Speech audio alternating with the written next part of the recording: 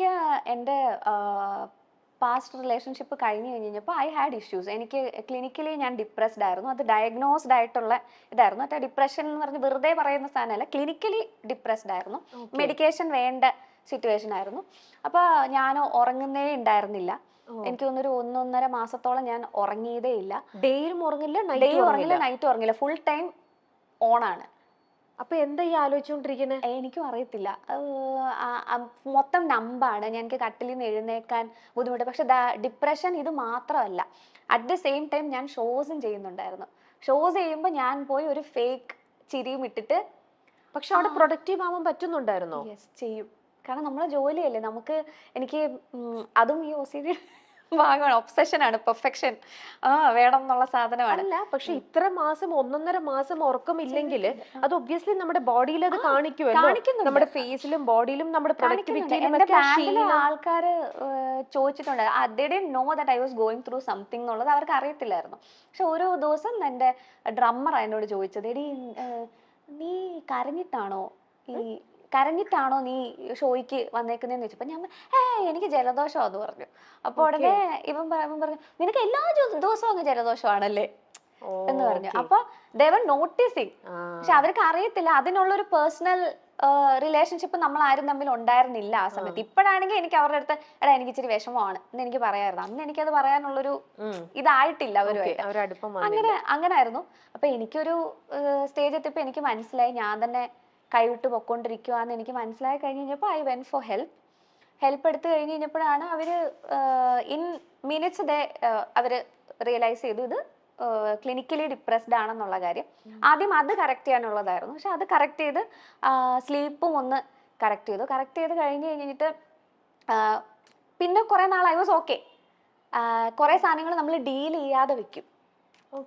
പഴയ കുറെ സാധനങ്ങൾ ഡീൽ ചെയ്യാൻ പേടിയായിട്ട് നമ്മൾ മറന്നു പോകുന്ന കുറെ കാര്യങ്ങളുണ്ടോ. ഞാനൊക്കെ മനഃപൂർവ്വം ചില കാര്യങ്ങള് കോൺഫ്ലിക്റ്റ് ഇല്ലാഞ്ഞിട്ടോ അല്ല, ആ കോൺഫ്ലിക്റ്റിനെ ഫേസ് ചെയ്യാനുള്ള ബുദ്ധിമുട്ട് കാരണം കോൺഷ്യസ്ലി അവോയ്ഡ് ചെയ്ത് വെച്ചിരിക്കുക കുറെ സാധനങ്ങൾ. പക്ഷെ ഇത് ഏതെങ്കിലും ഒരു ദിവസം എന്തെങ്കിലും കാര്യം കൊണ്ട് ഇത് പുറത്തു വരും. മേ ബി ആരെങ്കിലും നമ്മൾ ട്രിഗർ ചെയ്യുന്ന ഒരു വർത്തമാനമായിരിക്കാം. ഇല്ലെങ്കിൽ എൻ്റെ കാര്യത്തിൽ ഞാനൊരു പെർട്ടിക്കുലർ സിനിമ കണ്ടപ്പോഴാണ് എനിക്കിത് ട്രിഗർ ആയി കഴിഞ്ഞ് കഴിഞ്ഞപ്പോൾ നമ്മുടെ മനസ്സിനെ പ്രോപ്പറായിട്ട് ശ്രദ്ധിക്കാൻ തുടങ്ങിയില്ലെങ്കിൽ കുറച്ച് കഴിയുമ്പോൾ ഇത് ബോഡീനെ ബാധിക്കാൻ തുടങ്ങും. എൻ്റെ ബോഡീനെ ബാധിക്കാൻ തുടങ്ങി, ഫിസിക്കലി ബാധിക്കാൻ തുടങ്ങി കഴിഞ്ഞ് കഴിഞ്ഞപ്പോഴാണ് ഞാൻ രണ്ടാമത് ഹെൽപ്പ് എടുക്കാനായിട്ട് പോയത്. അപ്പോൾ അവിടെ ചെന്നപ്പോഴാണ് അവർ പറഞ്ഞത് you are dealing with general anxiety disorder, ഈ പോസ്റ്റ് ട്രോമ സ്ട്രെസ് ഡിസോർഡർ പോലത്തെ സാധനത്തിന്റെ ഭാഗമായിട്ടാണ്.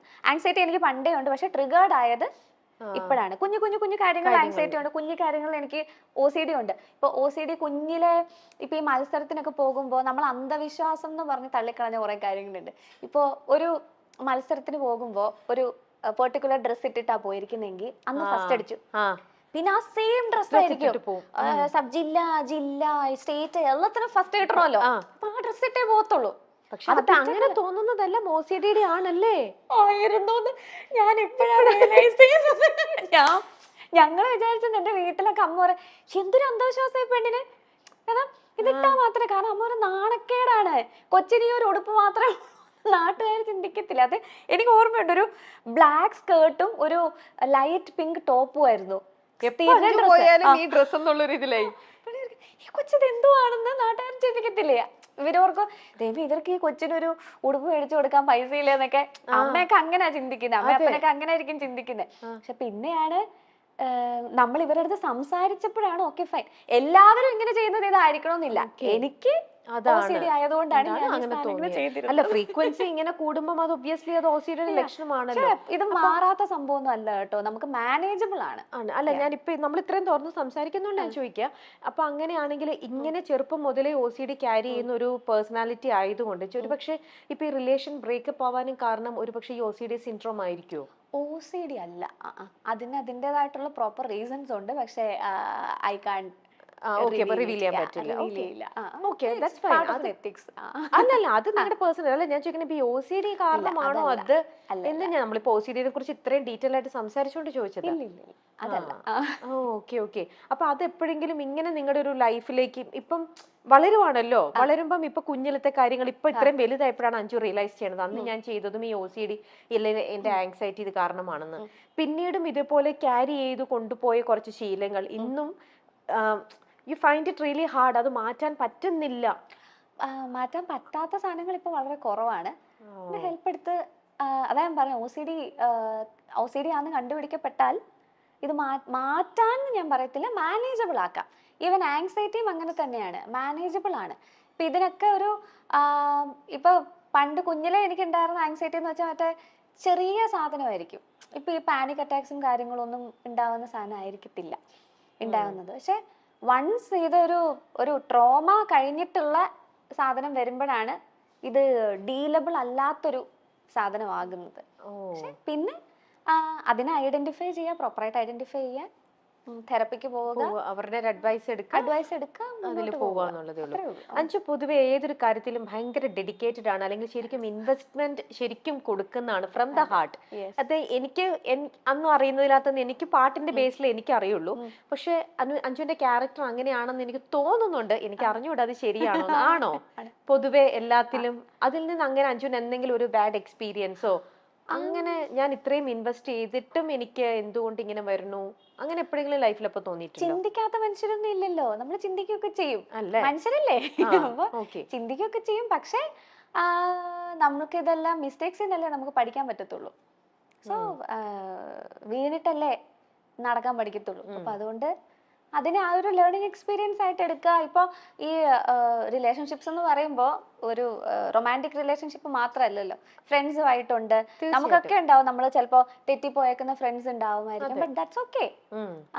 അതിനെ റിഗ്രറ്റ് ചെയ്യുന്നുണ്ടോ എന്ന് ചോദിച്ചാൽ ഇല്ല, കാരണം ഇതൊരു ലേണിംഗ് എക്സ്പീരിയൻസ് ആയിരുന്നു. So it's good. അപ്പൊ ഇപ്പത്തെ ഒരു റിലേഷനും ഇപ്പൊ ബ്രേക്കപ്പ് ആയതിൽ അതിലും അപ്പൊ റിഗ്രറ്റ് ചെയ്യുന്നില്ല? ഇല്ല, റിഗ്രറ്റ് ചെയ്യുന്നില്ല. It was A learning experience. And ഞാനിപ്പോൾ ഇങ്ങനെ ആവാൻ കാരണക്കാരൻ അതായിരുന്നു എന്ന് ഞാൻ പറയത്തില്ല. പക്ഷെ ഒരു പരിധി വരെ ഞാൻ ഇത്ര ഓപ്പൺ ആയത്, ഞാൻ എന്നെ തന്നെ ഞാൻ ആരാന്ന് കണ്ടുപിടിക്കാനുള്ള ജേർണിയിലേക്ക് കയറിയതിനൊക്കെ ഒരു പരിധി വരെ ആ എക്സ്പീരിയൻസ് എന്നെ അവിടെ എത്തിച്ചിട്ടുണ്ട്.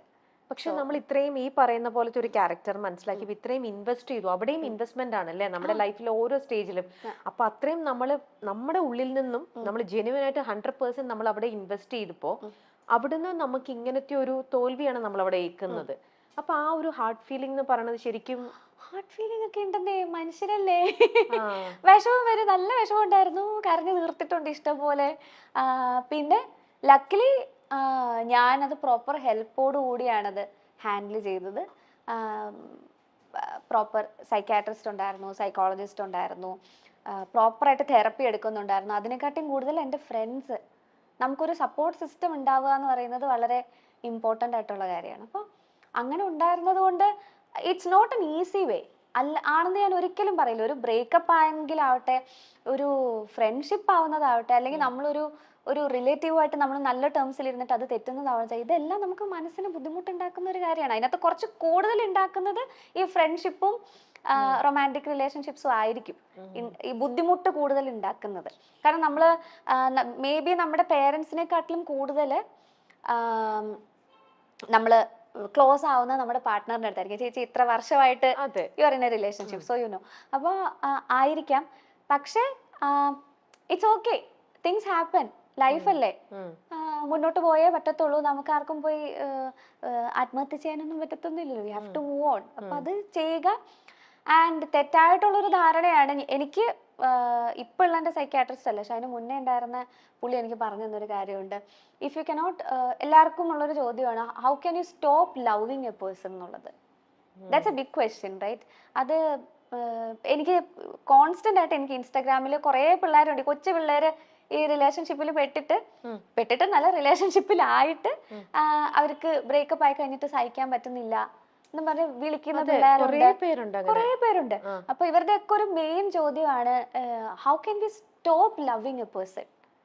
അപ്പോൾ ഞാൻ പറയുന്നത് ശരിയാണോന്ന് എനിക്കറിയത്തില്ല. പക്ഷെ എനിക്ക് പുള്ളി അന്ന് പറഞ്ഞു തന്നൊരു sentence, you don't have to stop loving a person, പിന്നെ you can still love that person and choose not to be with them. How? That's possible. മുൻപാണ് ഗായിക അഞ്ജു ജോസഫ് വിവാഹിതയായത്. ആദിത്യ പരമേശ്വരനാണ് അഞ്ജുവിന്റെ വരൻ. രജിസ്റ്റർ ഓഫീസിൽ വെച്ചാണ് ഇവർ വിവാഹം ചെയ്തത്. ഇതിന്റെ വാർത്ത ചിത്രം പങ്കുവച്ചുകൊണ്ടാണ് അഞ്ജു പുറത്തുവിട്ടത്. നവംബർ 28-നായിരുന്നു വിവാഹം നടന്നത്. പിന്നാലെ റിസപ്ഷനും നടത്തിയിരുന്നു. മലയാളികൾക്ക് സുപരിചിതയായ ഗായികയാണ് അഞ്ജു ജോസഫ്. സംഗീത റിയാലിറ്റി ഷോയിലൂടെയാണ് അഞ്ജു കടന്നു വന്നത്.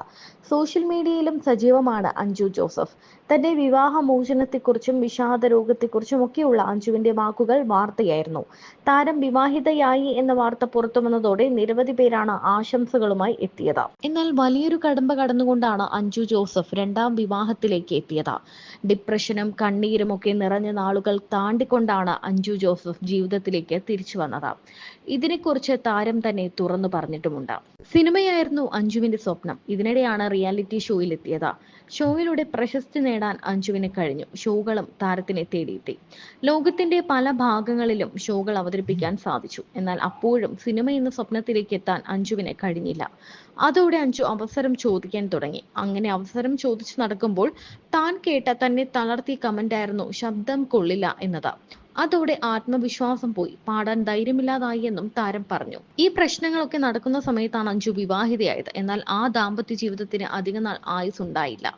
വൈകാതെ തന്നെ വിവാഹമോചനവും നടന്നു. അത് തന്റെ മാനസികാരോഗ്യത്തെ തകർത്തു കളഞ്ഞു എന്നാണ് അഞ്ജു പറയുന്നത്. ജീവിതത്തിലും കരിയറിലും എല്ലാം തോറ്റുപോയി എന്ന ചിന്ത വന്നു. ഡിപ്രഷൻ അടക്കം പല പ്രശ്നങ്ങളും അനുഭവിച്ചു. അതിനിടയിലും ഷോ ചെയ്യുന്നുണ്ടായിരുന്നു. ഷോയ്ക്ക് പോകുന്ന ദിവസം രാവിലെ ഇരുന്ന് കരയും, അല്ലെങ്കിൽ സ്റ്റേജിൽ കയറുന്നതിന് മുന്നേ ഇരുന്ന് കരയുകയാണ് താൻ ചെയ്യാറുള്ളത്. ആ സമയത്ത് ആത്മഹത്യ ചെയ്യുന്നതിനെ കുറിച്ച് പോലും അഞ്ജു ചിന്തിച്ചിരുന്നു. 1-2 മാസം ഉറക്കമില്ലാതെ ഇരുന്ന് കരഞ്ഞിട്ടുണ്ട്. എങ്ങനെ അതിൽ നിന്നും കയറി വരണമെന്ന് അറിയില്ലായിരുന്നു. ആ അവസ്ഥയിൽ നിന്നും പുറത്തു വരാൻ കാരണം തെറാപ്പിയും സുഹൃത്തുക്കളുമാണെന്നാണ് അഞ്ജു പറയുന്നത്. ആ വേദനകളിൽ നിന്നും പുറത്തു വന്ന അഞ്ജു സ്വന്തമായി ബാൻഡ് ഒരുക്കുകയും സംഗീതം തയ്യാറാക്കുകയും ചെയ്തു.